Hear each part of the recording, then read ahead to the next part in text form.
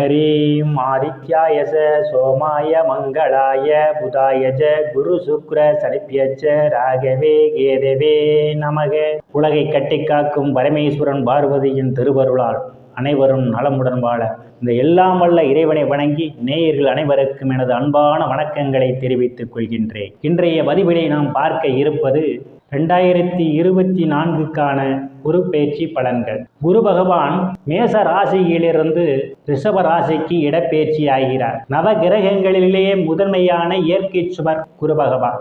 மற்றொரு இயற்கை சுவரான சுக்கிர பகவானின் வீடான ரிஷப ராசிக்கு இடப்பெயர்ச்சி ஆகிறார். ரிஷப ராசியிலே சூரிய பகவானின் நட்சத்திரமான கிருத்திகை நட்சத்திரம், சந்திர பகவானுடைய நட்சத்திரமான ரோஹிணி நட்சத்திரம், செவ்வாய் பகவானுடைய நட்சத்திரமான மிருகசீரிஷம் நட்சத்திரத்திலே அவர் பயணம் செய்ய உள்ளார். சூரியன், சந்திரன், செவ்வாய் 3 கிரகங்களும் குரு பகவானுடைய நண்பர்கள்.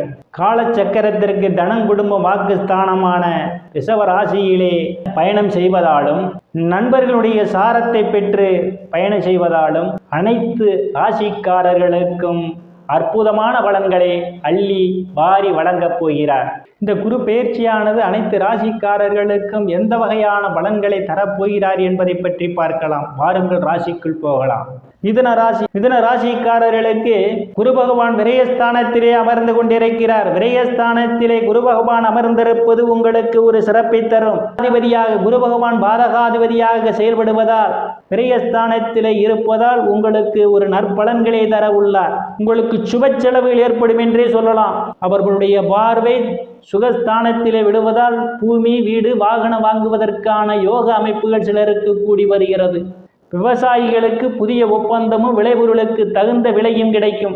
தாயுடைய அன்பும் ஆதரவும் சிலருக்கு கிடைக்கும். தாய் வழி உறவுகளால் சிலர் மேன்மை அடைவீர்கள்.